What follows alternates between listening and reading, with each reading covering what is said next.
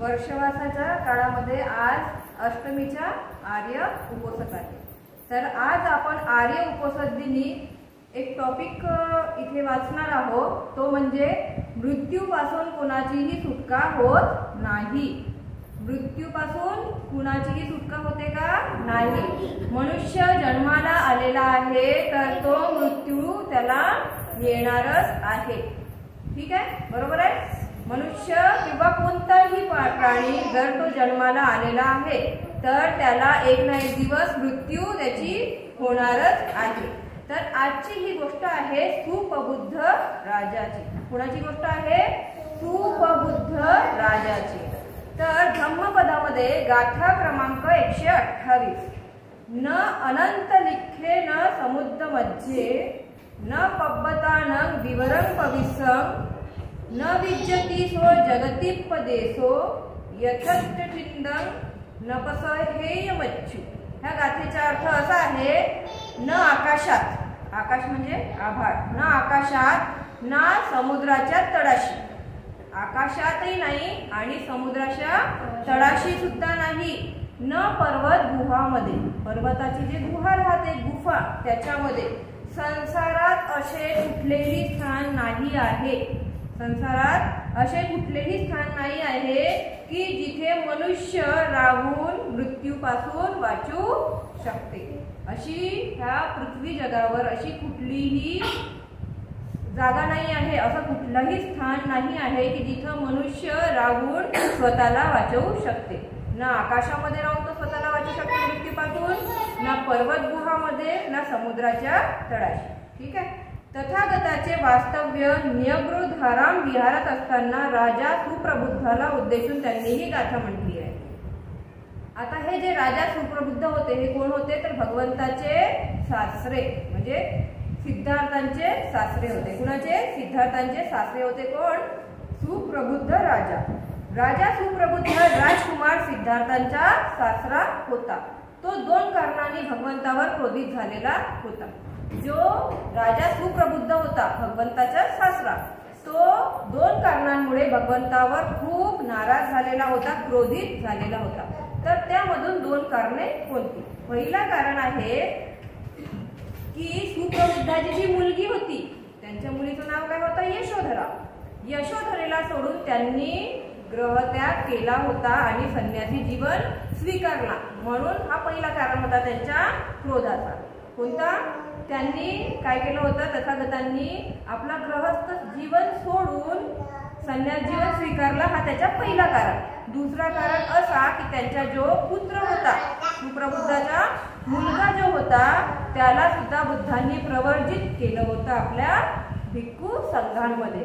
तर हे त्याचे दोन कारण होते बुद्धांवर क्रोधित व्हायचे। ह्या दोन्ही कारणामुळे क्रोधित होऊन सुप्रबुद्ध राजाने एक दिवस निश्चय केला। आता त्याला खूप क्रोध आलेला होता भगवंतांबद्दल, तर त्याने ह्या दोन कारणांमुळे एक दिवस निश्चय केला की मी सिद्धार्थांबरोबर काय घेणार? बदला घेणार। ठीक आहे। तर एक दिवस त्याने निश्चय केला, आज गौतम बुद्धांना निमंत्रित स्थळी भिक्षा ग्रहणासाठी मी जाऊ देणार नाही। भगवान बुद्ध भिक्षा ग्रहण करण्यासाठी जात होते, तर त्यांनी काय निश्चय केला की आज मी भगवान बुद्धांना भिक्षा ग्रहण करण्यासाठी अजिबात जाऊ देणार नाही, असं त्यांनी निश्चय केला। आज गौतम बुद्धांना निमंत्रण स्थळी भिक्षा ग्रहणासाठी जाऊ देणार नाही आणि तो भगवंताच्या मार्गावर दारू पिऊन उभा राहिला। भगवंत ज्या मार्गाने जाणार होते तो त्या मार्गावर दारू पिऊन उभा राहिला। कोण उभा राहिला? राजा सुपबुद्ध। ठीक आहे। जेव्हा भगवान भिक्खू संघासह त्या मार्गाने जाऊ लागले तेव्हा लोकांनी त्याला सांगितले की इथून भगवान येणार आहेत, तथागत भगवान बुद्ध येत आहेत, तर तू इथून येऊ नको, इथं असं बसू नको, त्यांना जायसाठी तू मार्ग दे। पण त्यांनी अजिबात ऐकलं नाही। कुणी नाही ऐकलं? राजा सुप्रबुद्धाने अजिबात त्या लोकांचं ऐकलं नाही आणि तू बाजूला हो, परंतु तो कोणाचेच ऐकेना। उलट तो म्हणू लागला, गौतमाला सांगा त्याने वापस जावे. तो लोकांना काय म्हणू लागला की तुम्ही गौतमाला सांगा की त्याने वापस जावे, तो माझ्यापेक्षा मोठा नाही आहे. काय म्हणू लागला तो की तुम्ही गौतमाला सांगा त्यांनी वापस जायला पाहिजे, तो माझ्यापेक्षा अजिबात मोठा नाही आहे, मी त्याला पुढे ह्या रस्त्याने जाऊ देणार नाही. तो म्हणू लागला की मी त्याला ह्या रस्त्याने जाऊ देणार नाही.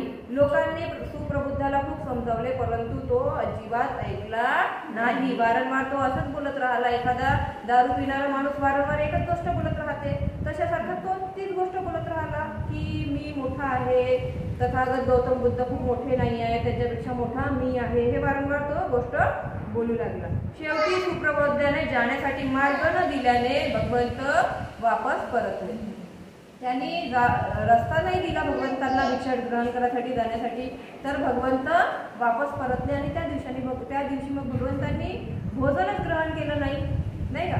त्यांनी त्या दिवशी भगवंतांनी भोजनच ग्रहण केलं नाही. भगवंत यावर काय म्हणतात ते जाणून घेण्यासाठी, आणि त्याला वाटलं की आता मी भगवंताला जाऊ नाही दिलं तर भगवंताच्या मनामध्ये पण माझ्याबद्दल क्रोध उत्पन्न झाला असेल, तर भगवंत पण माझ्याबद्दल काही ना काही म्हणतीलच. म्हणून त्यांनी भगवंत जेव्हा जात होते तेव्हा त्यांच्यासोबत आपला एक गुप्त शिपाही, गुप्त एक व्यक्ती पाठवला. कुणी पाठवला? राजा सुप्रबुद्धाने पाठवलं.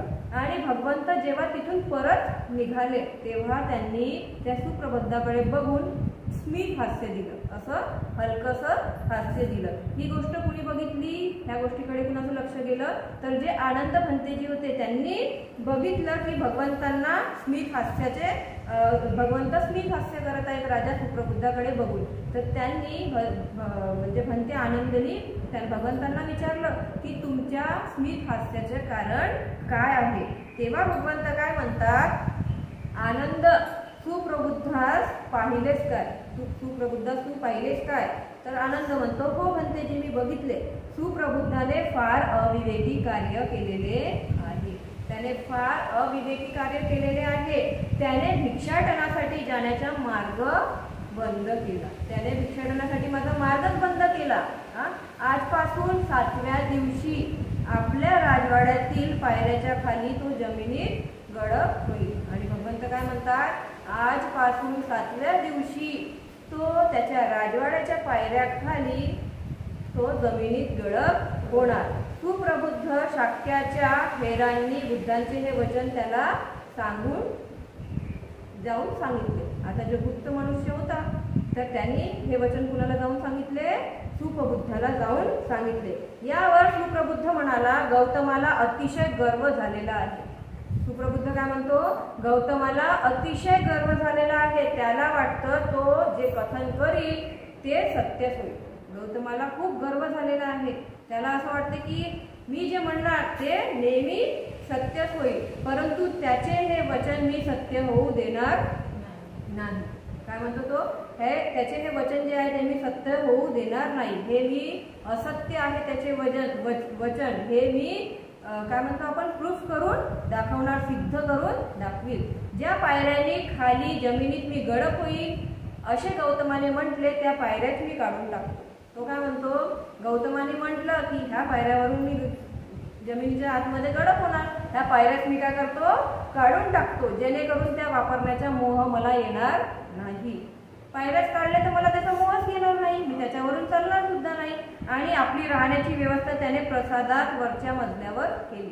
आणि तो वरच्या मजल्यावर आपल्या राहण्याची ते सोय त्यांनी केली. शिवाय त्या जागेकडे जाण्याचा मोह होऊ नये म्हणून त्यांनी आपल्या दरवाज्यावर एक दरवाज्यावर दोन सिक्युरिटी गार्ड नाही म्हणतो का आपण, बॉडीगार्ड मल्ल म्हणायचे आधी त्यांना, तर ते दोन मल्ल त्यांनी आपल्या रक्षणासाठी ठेवले.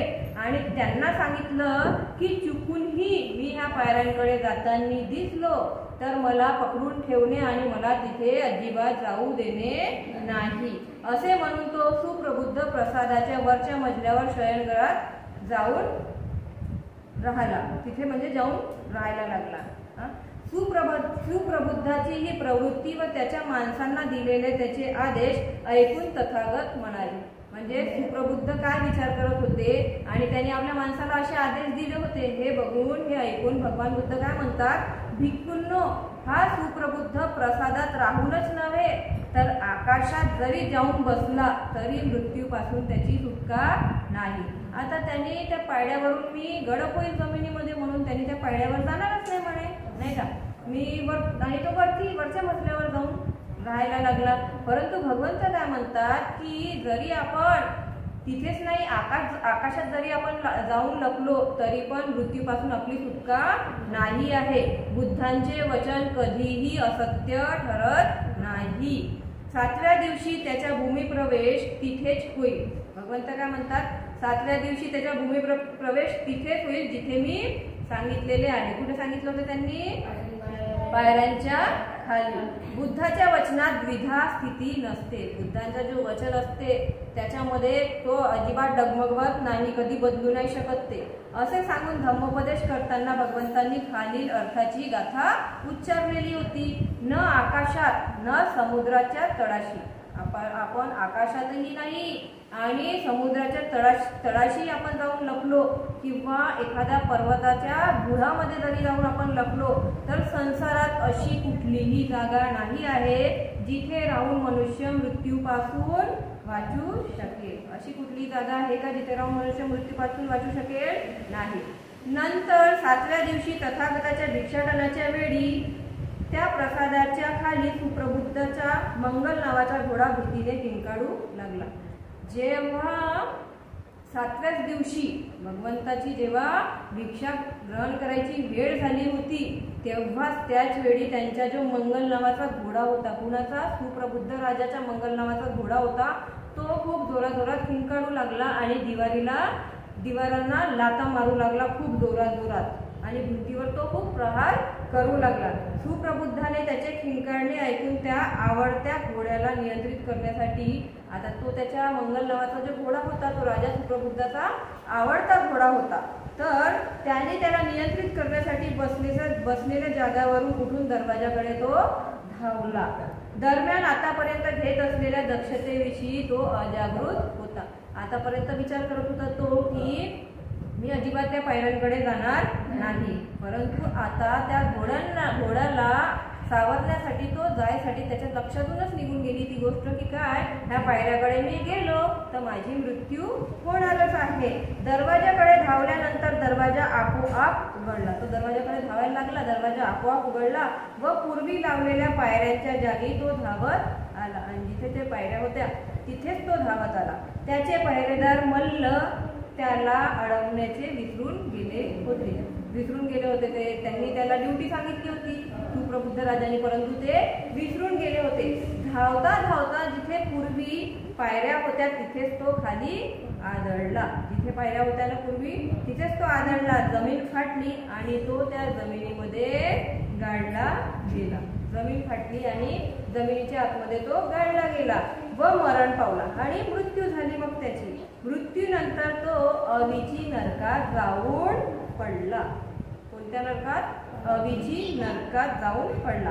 अशा तऱ्हेने जरी त्या सुप्रबुद्धाने स्वतःचे मरण टाळण्याचा प्रयत्न केला होता तरी सुद्धा त्याच्या अकुशल कर्माच्या फळापासून, त्यांनी खूप अकुशल कर्म केला होता, पाप कर्म केला होता, त्याचा जो फळ होता त्याच्यापासून त्याला लांब राहता आला का? नाही. तो स्वतःला वाचवू शकला नाही.